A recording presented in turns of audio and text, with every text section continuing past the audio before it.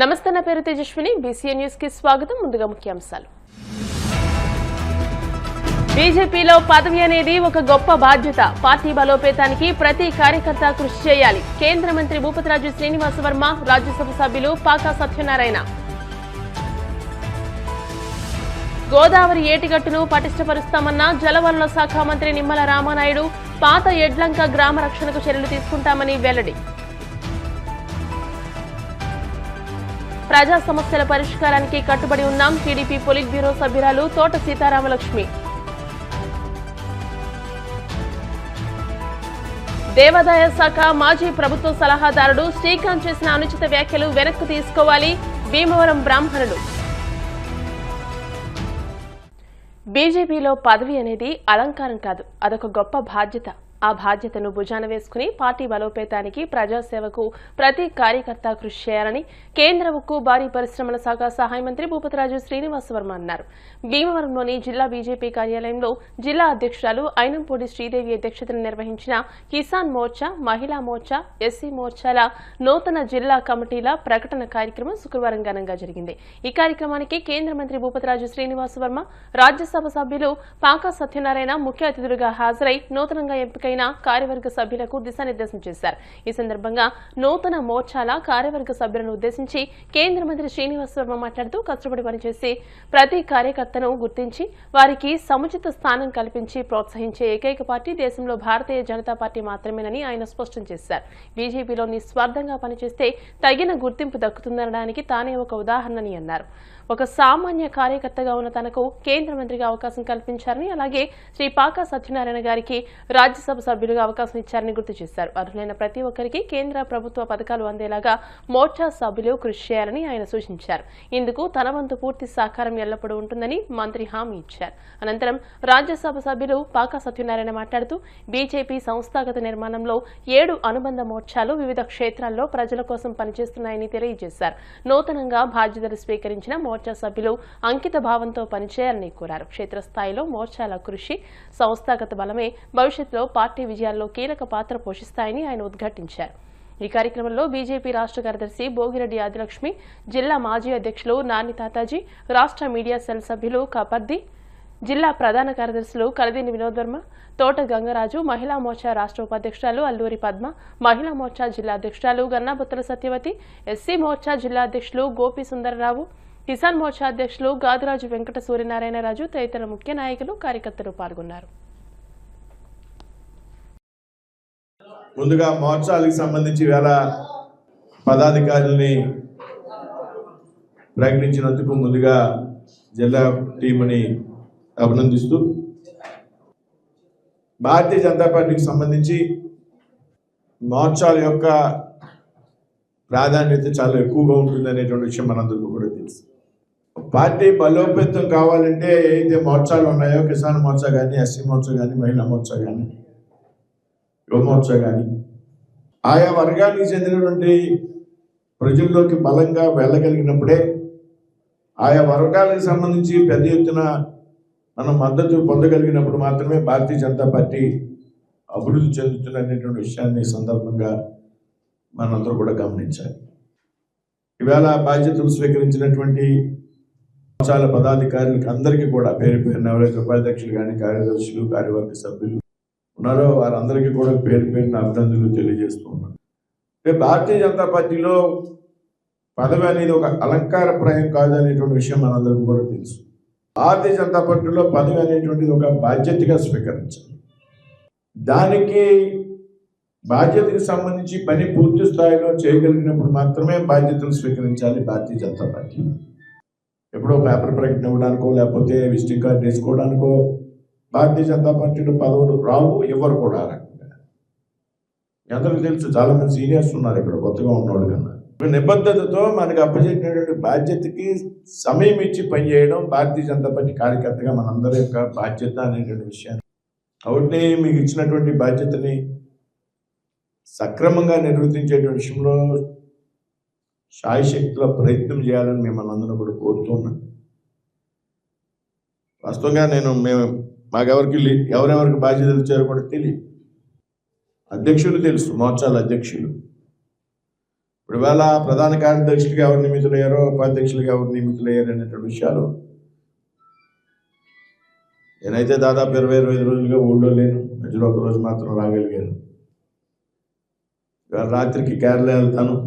దాదాపుగా ఏప్రిల్ 10 వరకు కేరళలో ఉండాలనేటువంటి విషయాన్ని పార్టీ జాతీయ నాయకత్వం చెప్పడం జరిగింది.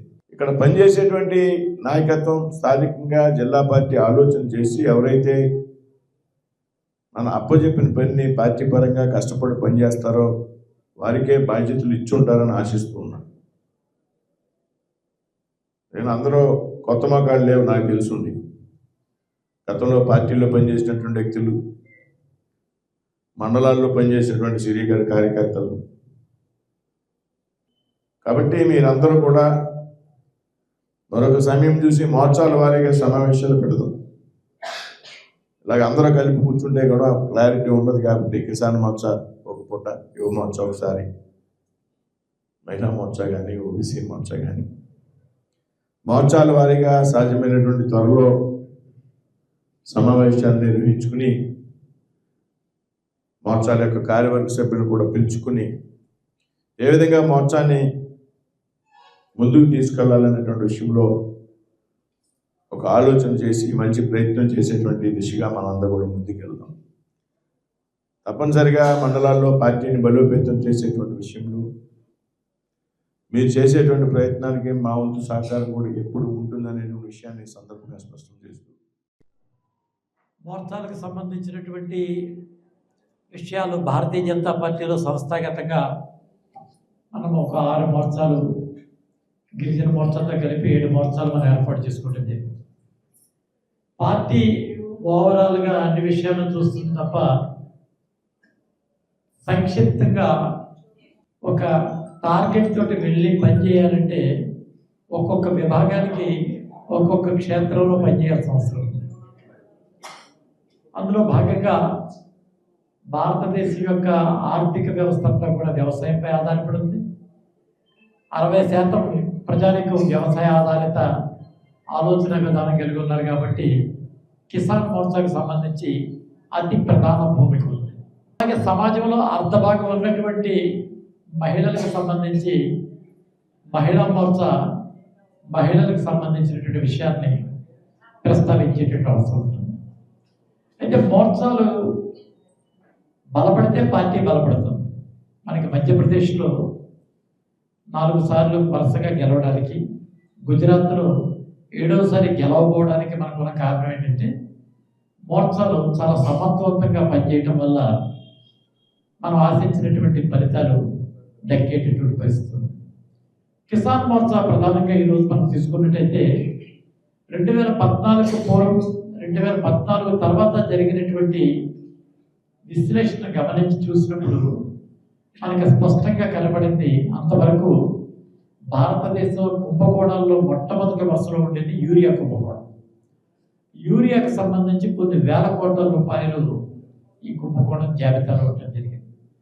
ఈ కుంభకోణంలో ఉన్నటువంటి యూరియాను తొలగించేటటువంటి ప్రయత్నం కానీ, దాన్ని నియంత్రించేటటువంటి పరిస్థితి కానీ అంతకు ముందు ఉన్నటువంటి ఏ ప్రభుత్వాలు చేపట్టినటువంటి పరిస్థితుల్లో నరేంద్ర మోడీ గారు ప్రధాని అయిన తర్వాత సైంటిస్ట్ని పిలిచి, అగ్రికల్చర్ సైంటిస్ట్ని పిలిచి ఈ యొక్క యూరియాని మనం ఏ రకంగా ఈ స్మగ్లింగ్ నుంచి దూరం చేయగలం అనేటటువంటి యోచన చేసినప్పుడు వారు ఒక సలహా ఇచ్చారు. వేప పూతను కనుక అద్దినట్టయితే ఆ యూరియా కేవలం వ్యవసాయానికి తప్ప దేనికి పనిచేయదు అనేటటువంటి ఒక నిర్ణయం చేసింది. ఆ నిర్ణయాన్ని తక్షణం అమలు చేసి దాదాపుగా ఈ 10 సంవత్సరాల్లో యూరియాను పూర్తిగా కుంభకోణం నుంచి బయట పడవేయడంతో పాటు రైతులకు కావలసినటువంటి యూరియాను పుష్కలంగా అందించినటువంటి ప్రభుత్వం భారతీయ జనతా పార్టీ నేతృత్వంలోని నరేంద్ర మోడీ గారి యొక్క ఆధ్వర్యంలో జరుగుతున్న కారణంగా రైతులు భారతీయ జనతా పార్టీ పక్షాన ఉండాలని చెప్పి కిసాన్ మోర్చా ఆ యొక్క సమాజంలో తీసుకెళ్లేటువంటి మహిళలకి ఎవరైతే కష్టపడి పనిచేస్తారు అని ఆలోచించి 1కి 10 సార్లు మనం బాధ్యతలు ఇవ్వటం జరిగింది. వారందరికీ కూడా నేను శుభాకాంక్షలు తెలియజేసుకుంటూ, సత్యవతి గారు గురించి నేను మహిళా మోర్చా దగ్గర నుంచి పనిచేస్తున్నప్పటి నుంచి తెలుసు. అలాగే ఆవిడ రోటరీ క్లబ్ ద్వారా కూడా నాకు పరిచయం. జిల్లాలో పద్మావర్మ గారు కూడా ఆవిడ ఉండి పనిచేసినప్పుడు కూడా ఇందాక ఆదిలక్ష్మి భోగిరెడ్డి గారు చెప్పారు, ఒక మహిళ అంటే ఒక కట్టు బట్ట ప్రవర్తన ముఖ్యంగా మనం చూడాల్సింది.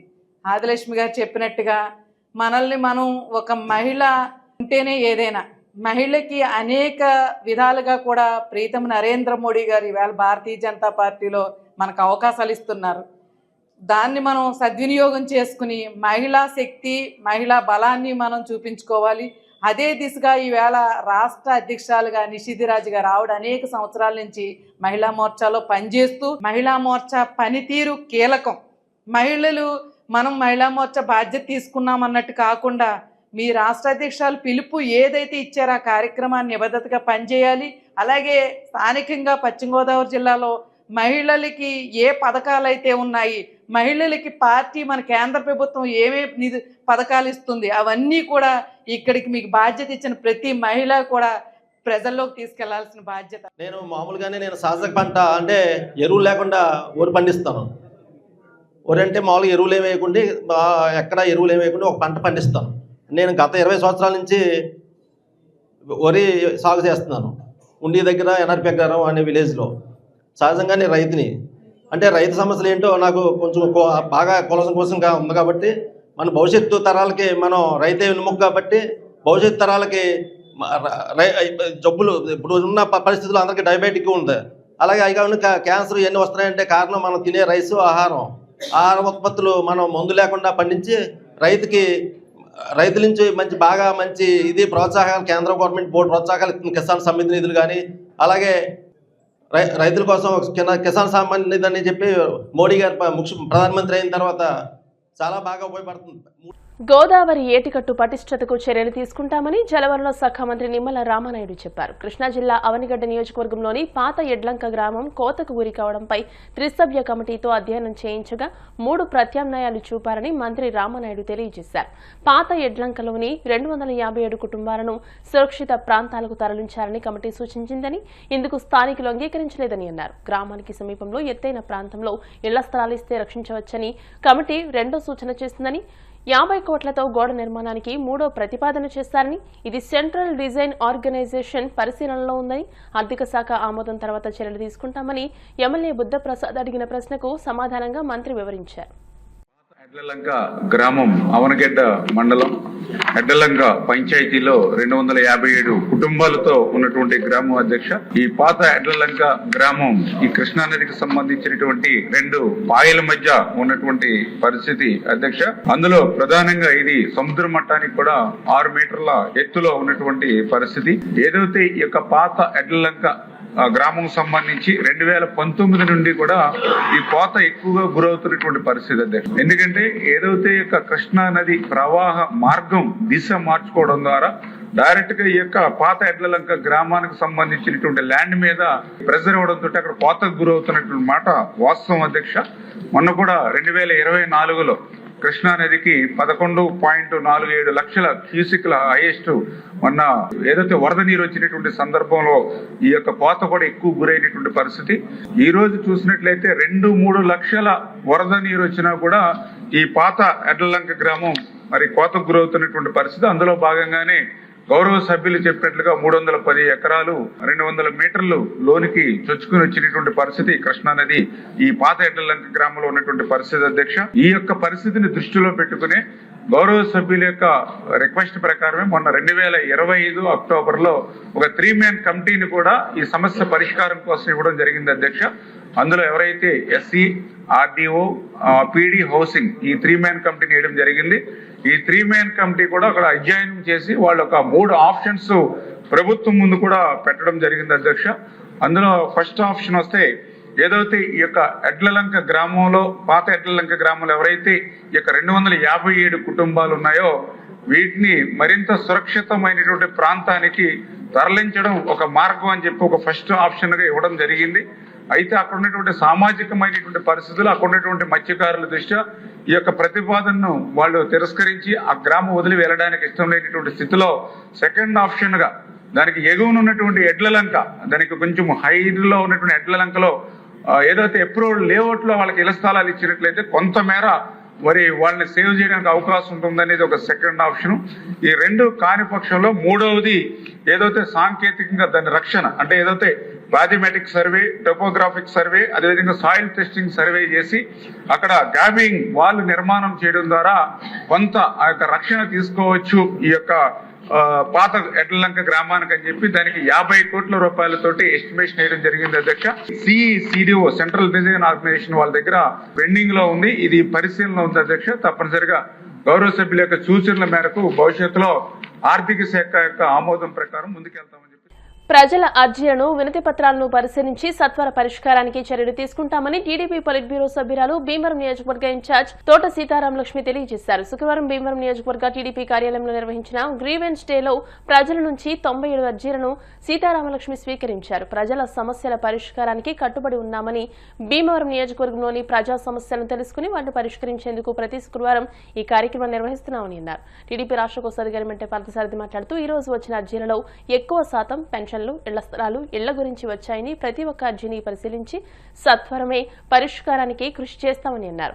ఏఎంసీ చైర్పర్సన్ కలిదిండి సుజాత రామచంద్రరాజు మాట్లాడుతూ నియోజకవర్గంలోని ప్రజలు తమ సమస్యలను, అర్జీలను ఈ వేదిక ద్వారా తెలియజేసి లబ్ధి పొందాలని అన్నారు. ఈ కార్యక్రమంలో ఎంసీ మాజీ chairman Indukuri Ramalingaraju, Krishnamraju corporation chairman Ganta Trimurthulu, వివిధ కార్పొరేషన్ల డైరెక్టర్లు ఉపులూరి చంద్రశేఖర్, ఎండి షబీనా, జిల్లా తెలుగు మహిళా అధ్యక్షురాలు మాదాసు కనకదుర్గ, ఉపాధ్యక్షురాలు సయ్యద్ నసీమా బేగం, టీడీపీ పట్టణ అధ్యక్ష ప్రధాన కార్యదర్శులు మధులరాము, చెలబోయిన గోవింద్, భీమవరం మండల టీడీపీ అధ్యక్షుడు కొయ్యలగడ్డ గణపతి, తెలుగు యువత పట్టణ అధ్యక్షుడు గొలగాని రమేష్, ఉపాధ్యక్షుడు చెరుకు తిరుపతిరావు, క్లస్టర్ ఇన్ఛార్జ్ కౌరు పృథ్వీశంకర్, పట్టణ కార్యదర్శి గంధం రాధా, టీడీపీ నాయకులు యలమంచలి శ్రీనివాస్, మరపట్ల శ్యాంబాబు, ఎండి ఫిరోజ్, గొల్లంకి శ్రీలక్ష్మి, నక్కా గోవింద్, బొక్క శ్రీనివాస్, జవాది త్రిమూర్తులు, తమ్మినేడి నాగేశ్వరరావు, జల్లా బుజ్జి, గ్రామ వార్డు అధ్యక్ష కార్యదర్శులు, బూత్ ఇన్ఛార్జీలు, నియోజకవర్గ ప్రజలు అధిక సంఖ్యలో పాల్గొన్నారు. అధ్యక్షులు ముఖ్యమంత్రి చంద్రబాబు నాయుడు గారి ఆదేశాల ప్రకారం మన ప్రతి శుక్రవారం కూడా ఎవరైతే ఇబ్బందులు ఉన్నాయో వాళ్ళ ఇబ్బందులు తీసుకునే విధంగా కూడా ప్రతి శుక్రవారం మరి ఒక గ్రీవెన్సల్ అడ్డు పెట్టి వాళ్ళ నుంచి మరి వాళ్ళ ఇబ్బందులు కానీ వాళ్ళ అర్జీలు కానీ తీసుకోవడం జరుగుతుంది. ఈ రోజున మరి చాలా వరకు దాదాపుగా 98 అర్జీలు వచ్చినాయని చెప్తున్నారు కంప్లైంట్లు. వివిధ ఎందుకంటే పెన్షన్లు కావచ్చు, వీడియో పెన్షన్లు కావచ్చు, ముఖ్యంగా ఇటుకో ఇళ్ళ గురించి కావచ్చు, అలాగే కొత్తగా ముఖ్యమంత్రి సహాయ నిధి నుండి కూడా క్యాన్సర్ పేషెంట్లు కానీ వివిధ ఇబ్బందులతో ఉన్న వాళ్ళు కూడా ఈ రోజున ఇవ్వడం జరుగుతుంది. అది ఈ రోజున మనం అందరం చూస్తున్నాం. దాదాపు ఇప్పుడు ఏ కంప్లైంట్స్ వచ్చినా సరే ఇది దాదాపు గత 3 సంవత్సరాల క్రితం వచ్చిన పెన్షన్లే ఉంటున్నాయి. ఇక్కడ వీడియో పెన్షన్లు కావచ్చు, కరెంట్ ఏదో ఒక విధంగా తగ్గింది అనేసి విధంగా కావచ్చు, వాళ్ళ పెన్షన్లను తీసేసారు గత 3-4 సంవత్సరాల క్రితం. అది ఏది కూడా విద్యుడికి వాళ్ళకి ఇవ్వలేదు. ఈ రోజున మరి వచ్చే అన్నీ కూడా అదే విధంగా ఉంటున్నాయి. ఇవన్నీ కూడా ఎందుకంటే ఇప్పుడు దాదాపుగా మనం చూస్తున్నాం, ఇప్పుడు కూటమి నాయకత్వంలో అందరూ కూడా ప్రజలు ఇబ్బంది పడకూడదని ముఖ్యమంత్రి సహాయ నిధి నుండి పెన్షన్లు కావచ్చు, అలాగే వాళ్ళకి ఇబ్బందులైన ఆరోగ్య పరిస్థితులు దృష్ట్యా కావచ్చు, మనం ఎన్నో రకాలుగా కూడా దాదాపుగా 34-35 చెక్కులు ఇవ్వడం కూడా జరిగింది. ఈ నెలలోనే దాదాపుగా 70-80 చెక్కులు మనం ఇవ్వడం జరిగింది. ఈ రోజున మనం చూస్తున్నాం. ఈ రోజున మరి చాలామంది పాపం ఇబ్బందులు పడుతూ వాళ్ళకి పెన్షన్లు దాదాపు 3 సంవత్సరాల క్రితం ఏదో కరెంట్ ఛార్జీ పెరిగిందని ఏదో ఒక్కతోటి తీసేశారు అని రావడం జరుగుతుంది. ఇవన్నీ కూడా మరి అది ఏదో అయితే కూటమి ప్రభుత్వం ఉందో గవర్నమెంట్ దృష్టికి తీసుకెళ్ళి అందరికీ న్యాయం జరిగే విధంగా సాధ్యమైనంత వరకు వాళ్ళకి న్యాయం జరగాలి అనేది మేమందరం కూడా ఇక్కడ ఉన్న నాయకులందరం కార్యకర్తలు కానీ మేము పనిచేస్తున్నాం. ఇక్కడ పార్టీ భీమవరం నియోజకవర్గ ఇన్ఛార్జి తోట సీతారామలక్ష్మి గారి యొక్క ఆధ్వర్యంలో ప్రతి శుక్రవారం కూడా గ్రీవెన్స్ సెల్ అని చెప్పి ప్రజల యొక్క సమస్యలు పరిశీలించడానికి దరఖాస్తులు తీసుకోవడం జరుగుతుంది. ఈ కార్యక్రమం రాష్ట్ర వ్యాప్తంగా 175 నియోజకవర్గాలు కూడా ముఖ్యమంత్రి నారా చంద్రబాబు నాయుడు ఆదేశాల మేరకు నిర్వహించడం జరుగుతుంది. మరి ఇప్పుడు వచ్చినటువంటి వాళ్ళు ఎక్కువ మంది రేషన్ కార్డులు, కొంతమంది అలాగే పెన్షను, దాదాపు వీడియో పెన్షను, హౌసింగ్ కోసం ఇక్కడికి ఎక్కువ మంది రావడం జరిగింది. అలాగే ముఖ్యమంత్రి ఆరోగ్యశ్రీ ఎన్టీఆర్ ఆఫీసులు వర్తించినటువంటి వారందరూ వారికి కూడా కొంతమంది ఆపరేషన్ కూడా ఇవ్వడం జరిగింది. ఈ ఆపరేషన్ అన్నీ కూడా మరి ఆఫీస్ స్టాఫ్ పూర్తి చేసి ఆయా అధికారిని పంపించడం జరుగుతుంది. అలాగే సీఎంఓ చీఫ్ మినిస్టర్ గారి ఆఫీస్కి కూడా సీఎం గారి రిలీఫ్ ఫండ్ కోసం కూడా పంపించి వాటి శాంక్షన్ అయ్యే విధంగా కృషి చేయడం జరుగుతుంది. అలాగే ఇప్పుడు విడో పెన్షన్ కానీ కొత్త పెన్షన్ కానీ ఇంకా రాష్ట్ర ప్రభుత్వం ఇంకా అనౌన్స్ చేయలేదు. ఈ నెలలో కానీ వచ్చే నెలలో కానీ అనౌన్స్ చేసిన వెంటనే మీ అందరికీ కూడా ఈ పెన్షన్ అలాగే విడో పెన్షన్ హౌసింగ్ విషయం కూడా పరిశీలించి అన్నీ కూడా మీకు తీసుకోవడం జరుగుతుంది. మరి చంద్రబాబు నాయుడు గారు ముఖ్యమంత్రి పదవి చేపట్టిన తర్వాత ఎన్డీఏ గవర్నమెంట్ వచ్చిన తర్వాత అనేక సంక్షేమ పథకాలు ఏమైతే ఎన్నికల ముందు చెప్పామో అన్ని సంక్షేమ పథకాలు అమలు చేయడం జరుగుతుంది. ఈరోజు ఇక్కడ ప్రతి శుక్రవారం గ్రీవెన్స్ డే నిర్వహించడం జరుగుతుంది. చంద్రబాబు నాయుడు గారి ఆదేశాల మీద మన ఇన్ఛార్జ్ పాలిట్ బ్యూరో సభ్యులైన తోట సీతారామలక్ష్మి గారి ఆధ్వర్యంలో ప్రతి శుక్రవారం ఈ కార్యక్రమం జరుగుతుంది. అర్హులైన పేదలందరికీ త్వరితగతిన ఇక్కడ స్టాఫ్ తోటి పైకి అధికారులకి పంపించి అందరికీ కూడా న్యాయం జరిగే విధంగా మన తోట సీతారామలక్ష్మి గారి ఆధ్వర్యంలో ఈ కార్యక్రమం జరుగుతుంది. ఈ అవకాశం ఇచ్చిన పెద్దలకు ధన్యవాదాలు. గ్రీవెన్స్ కార్యక్రమానికి సుమారు 100 మంది రావడం, ఈ గ్రీవెన్స్ కార్యక్రమంలో ఏమన్నా సమస్యలో సీతామహాలక్ష్మి గారికి ఇన్ఛార్జ్ గారికి తెలియపరచడం, అది అన్నే ఆ ఒక సమస్యను పరిష్కరించడం, ఆ ప్రజల్లో ఏముందని తెలుసుకొని ఒక ఆరోగ్యశ్రీ సమస్య అయితే సుమారు ఇక్కడ భీమవరం నియోజకవర్గం నుంచి అయితే సీతారామలక్ష్మి గారి ఆధ్వర్యంలో కానీ భీమవరం ఎమ్మెల్యే గారు పువ్వర్తి రామలింగ ఆధ్వర్యంలో కానీ భీమవరం మినిస్టర్ గారు వర్మ గారి ఆధ్వర్యంలో అయితే సుమారు 5 సీఎం రిలీఫ్ ఫండ్ 5.5 కోట్లు ఇవ్వడం, ఇలా ఆంధ్రప్రదేశ్ అంతా కూడా ఎంతమంది ఇబ్బందులు ఉన్నా సరే, ఆర్థిక ఇబ్బందులు ఉన్నా సరే ప్రజలకి సేదోరోదర ఉండాలని ఒక పెద్ద బిడ్డ కింద ఉండి నారా చంద్రబాబు నాయుడు గారు ఒక సుమారు సీఎం రిలీఫ్ ఫండ్ కిందే ఈ 175 నియోజకవర్గాల్లో 900 కోట్ల దాకా ఆయన పంచడం జరిగింది. ఆర్థిక ఇబ్బందులు ఉన్నా సరే ప్రజలే నా దేవుళ్ళు, ప్రజలకే మంచి ఉద్దేశంతో 900 కోట్లు సుమారు ఈ రోజు వరకు పంచడం జరిగింది. ఎందుకంటే ఎంత ఆర్థిక ఇబ్బందులు ఉన్నా సరే ప్రజలకు మంచి అయ్యే ఉద్దేశంతో మన తెలుగుదేశం పార్టీ జాతీయ అధ్యక్షులు రాష్ట్ర ముఖ్యమంత్రి వర్యులు నారా చంద్రబాబు నాయుడు గారి ఆదేశాల మేర భీమవరం నియోజకవర్గ ఇన్ఛార్జి పోలిట్ బ్యూరో సభ్యురాలు శ్రీమతి తోట సీతారామలక్ష్మి గారు ఒక ఆదేశాల మేర ప్రతి వారం కూడా గ్రీన్ విన్స్ అని చెప్పి కార్యక్రమం పెద్ద ఎత్తున జరుగుతుంది. ఇందులో పెద్ద ఎత్తున భీమవరం నియోజకవర్గం నుంచి మరి ప్రజలందరూ కూడా వచ్చేసి వాళ్ళ సమస్యలు తెలియపరచడం జరుగుతుంది. మరి ముఖ్యంగా ఇది నారా చంద్రబాబు నాయుడు గారు ప్రవేశపెట్టిన కార్యక్రమం ఏంటంటే ప్రతి ఒక్కరి సమస్యలు తీర్చాలి, ఏదైతే మనం ఎలక్షన్ లో చేసిన వాగ్దానాలు నిర్వర్తించుకోవాలని చెప్పి ఈ కార్యక్రమాన్ని ప్రవేశపెట్టడం జరిగింది. దీన్ని మరి శ్రీమతి తోట సీతారామలక్ష్మి గారు ఎంతో చాకచక్యంగా మరి ఇక్కడ ఈ కార్యక్రమాన్ని కొనసాగిస్తూ జరుగుతుంది. మరి ఇవాళ వైఎస్ఆర్ నాయకులు తెలుసుకోవాల్సిన అవసరం ఎంతైనా ఉంది. గతంలో మరి పాదయాత్ర చేస్తూ నవరత్నాలు ఇస్తానని చెప్పి అధికారంలోకి వచ్చిన జగన్మోహన్ రెడ్డి మరి అధికారంలోకి వచ్చిన వెంటనే మరి అమ్మఒడి అని చెప్పి ఒక బిడ్డకిచ్చి ఒక బిడ్డని ఇంటికి పరిమితం చేశారు. మరి నారా చంద్రబాబు నాయుడు గారు తల్లికి వందనం అని చెప్పి ప్రతి బిడ్డకి కూడా మరి చదువుకునే అవకాశాన్ని కల్పిస్తున్నారు. ప్రతి శుక్రవారం కూడా గ్రీవెన్స్ కార్యక్రమం జరుగుతుంది. ఇందులో ఉన్నటువంటి ముఖ్య ఉద్దేశం మీ అందరికీ తెలిసిన విషయమే. పేదలు అలాగే నిరుపేదలుగా ఉన్న వాళ్ళు కానివ్వండి, అలాగే ఆరోగ్యశ్రీలో ఎవరికైతే మరి వర్తించదో వాళ్ళకి ప్రైవేట్లో కానీ లేదా గవర్నమెంట్ హాస్పిటల్లో కూడా ఎక్కడ చేయించినా కూడా గతంలో అయితే ప్రభుత్వం సీఎం రిలీఫ్ ఫండ్ నుంచి 20,000 రూపాయలు ఒక వ్యక్తికి 20,000 ఎంత ఖర్చు అయినా కూడా 20,000 రూపాయలు ఇచ్చేవారు. మరి ఈ రోజున అలా కాదు. మన కూటమి ప్రభుత్వం వచ్చాక మన ముఖ్యమంత్రి నారా చంద్రబాబు గారు ఎంతో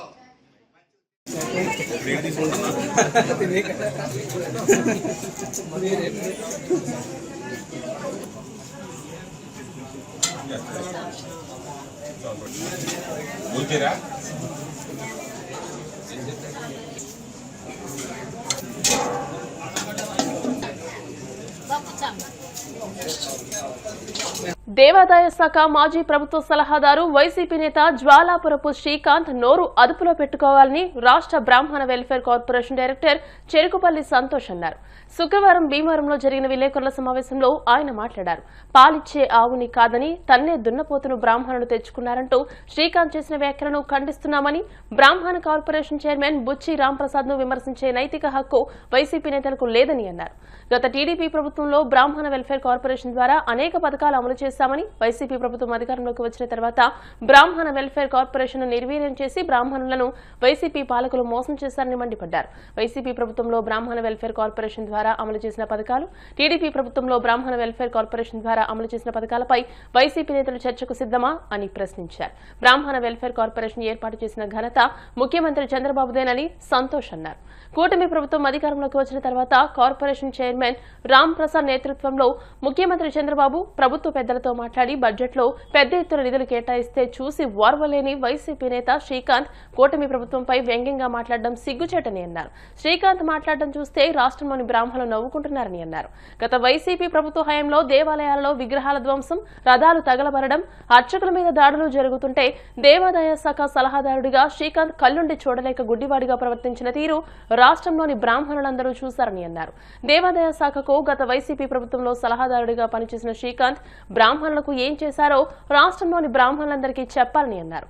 భీమవరం సీతారామలింగేశ్వర స్వామివారి దేవస్థానం చైర్మన్ వేలూరి శ్రీధర్, సోమేశ్వర స్వామి దేవస్థానం ట్రస్ట్ సభ్యులు బ్రహ్మజ్యోతిల ప్రసాద్ మాట్లాడుతూ, కూటమి ప్రభుత్వం అధికారంలోకి వచ్చిన తర్వాత బుచ్చి రాంప్రసాద్ ముఖ్యమంత్రి చంద్రబాబుతోనూ ప్రభుత్వ పెద్దలతోనూ మాట్లాడి రాష్ట్రంలోని ఎండోమెంట్ దేవాలయ కమిటీలలో అర్చకుడితో పాటు ఒక బ్రాహ్మణుడు ఉండేలా జీవో తెచ్చి రాష్ట్రంలోని అన్ని దేవాలయాల కమిటీలలోనూ బ్రాహ్మణులు ఉండేటట్టుగా చేసిన ఘనత రాంప్రసాద్దేనని అన్నారు.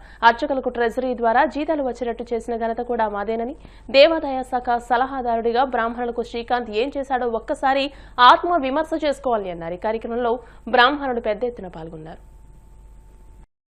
గత 2 రోజుల క్రితం వైసీపీ పార్టీకి సంబంధించినటువంటి దేవాదాయ సలహాదారుడిని చెప్పుకున్నటువంటి ఒక వ్యక్తి జ్వాలాపురపు శ్రీకాంత్, అతను తెలుగుదేశం పార్టీ మీద, కూటమి ప్రభుత్వం మీద, ముఖ్యంగా Andhra Pradesh Brahmin welfare corporation chairman అయినటువంటి బుచ్చిరామ్ ప్రసాద్ గారిని కూడా చాలా వ్యంగ్యంగా మాట్లాడడం ఇవన్నీ కూడా చేయడం జరిగింది. అసలు ఈ శ్రీకాంత్ అనే వ్యక్తి బ్రాహ్మణుల్లో ఎందుకు పుట్టాడని చెప్పని బ్రాహ్మణులు కూడా చాలా బాధపడుతున్నారు. గత వైసీపీ ప్రభుత్వంలో మా భీమవరంలో ఒక బ్రాహ్మడికి అన్యాయం జరిగితే సాక్షాత్తు గాయత్రి స్వరూపమైన యజ్ఞోపవేతాన్ని ఒక అన్యస్తులు తెంపేస్తే అవతల పక్క వాళ్ళకి సపోర్ట్గా వచ్చి ఇతను అవతల పక్క వాళ్ళతో మాట్లాడి ఇటుపక్క బ్రాహ్మడికి న్యాయం జరగకుండా చేసినటువంటి ఘనత ఈ జ్వాలాపురపు శ్రీకాంత్ అనే వ్యక్తిది. నీకు అసలు సిగ్గుందని అడుగుతున్నాం మేము. నువ్వు మనిషి జన్మెత్తావా? ఒక పద్ధతిగా మాట్లాడడం కానీ, ఒక వ్యక్తిని, ఒక హోదాలో ఉన్న వ్యక్తిని గౌరవించి మాట్లాడడం కానీ ఏమీ లేదా నీకు శ్రీకాంత్? నీకు వైసీపీ ప్రభుత్వంలో బ్రాహ్మణులకి ఏం చేశారు మీరు? ఆ జగన్మోహన్ రెడ్డి పాదయాత్ర చేస్తుంటే మీరందరూ తీసుకెళ్ళి రాజమండ్రిలో బ్రాహ్మణులందరినీ కూర్చోబెట్టి ఇదిగో జగన్మోహన్ రెడ్డి వస్తున్నాడు, అదిగో జగన్మోహన్ రెడ్డి వస్తున్నాడు అని చెప్పని పక్క వీధిలో తీసుకెళ్ళిపోయారు. అదే మీరు చేసిన న్యాయం బ్రాహ్మణులకి? వైజాగ్లో మళ్ళీ బతినాడు బామాల బ్రాహ్మణులను తీసుకెళ్ళి 1000 కోట్లు ఇస్తామన్నారు. 100 రూపాయలు కూడా ఇవ్వలేదు ఏ బ్రాహ్మణుడికి మీరు. ఈ వైసీపీ ప్రభుత్వంలో కార్పొరేషన్ తీసుకెళ్ళి బీసీ కార్పొరేషన్లో కలిపేశారు. కొన్నాళ్ళు కార్పొరేషన్ ఆఫీస్ తాళాలు వేసేశారు. కార్పొరేషన్ని ఆఫీస్ కలెక్టరేట్కి ఇచ్చేద్దాం ఉన్నారు. అసలు ఏం చేశారు మీరు మీ ప్రభుత్వంలో? కూటమి ప్రభుత్వం వచ్చిన తర్వాత బ్రాహ్మణులకి ఒక స్థానం కల్పిస్తూ దేవాలయాల్లో ట్రస్ట్ బోర్డు మెంబర్లుగా కానీ, అలాగే కార్పొరేషన్ డైరెక్టర్లుగా కానీ, చైర్మన్గా కానీ అందరికీ సముచిత న్యాయం చేస్తుంది కూటమి ప్రభుత్వం. నిరుద్యోగుల కింద ఉన్న వేద పండితులకి 3000 రూపాయలు చొప్పున నిరుద్యోగ వృత్తి ఇస్తున్నారు. దాని గురించి నువ్వు మాట్లాడు. ఏ రికార్డు తీసుకొచ్చినా సరే, ఎక్కడికి వచ్చినా సరే మేము చర్చకి సిద్ధంగా ఉన్నాం. ఆ కార్పొరేషన్ చైర్మన్ గారిని, డైరెక్టర్ని మాట్లాడడానికి అసలు నీకు ఎక్కడొచ్చింది నీకు హక్కు? 2 రోజుల క్రితం మీడియాలో బ్రాహ్మణ్ కార్పొరేషన్ డైరెక్టర్ బ్రహ్మశ్రీ బుచ్చిరామ్ ప్రసాద్ గారి మీద, అలాగే బ్రాహ్మణ సంక్షేమానికి కట్టుబడి ఎన్నో పథకాలను తీసుకొస్తున్నటువంటి తెలుగుదేశం పార్టీ, జనసేన, బీజేపీ కూటమి ప్రభుత్వం మీద నిరాధారమైనటువంటి ఆరోపణలు చేస్తూ అవాకులు చవాకులు పేలినటువంటి శ్రీకాంత్ గారికి నేను ఒక సూటి ప్రశ్న వేయదలుచుకున్నాను. అయ్యా, 2019 సంవత్సరం తర్వాత వైసీపీ ప్రభుత్వం వచ్చిన తర్వాత ఈ బీసీ కార్పొరేషన్లో స్వయం ప్రతిపత్తి కలిగినటువంటి యొక్క కార్పొరేషన్ విలీనం చేసినప్పుడు మీరందరూ కూడా ఎక్కడ ఉన్నారని నేను ప్రశ్నిస్తున్నాను. అంతేకాకుండా వెనుకబడినటువంటి ఇక బ్రాహ్మణుల సంక్షేమం కోసం ప్రారంభం చేసినటువంటి ఇక బ్రాహ్మణ సంక్షేమ సంస్థ అనే కార్పొరేషన్లో వెనుకబడినటువంటి బ్రాహ్మణుల్ని గుర్తించి మాలాంటి వారు అందరూ కూడా వాలంటీర్లుగా ప్రవర్తిస్తూ చక్కగా కశ్యప అనేటువంటి పథకం ద్వారా ఎంతోమందికి పథకాలతో పింఛన్ ఇప్పించినటువంటి యొక్క చరిత్ర మాది.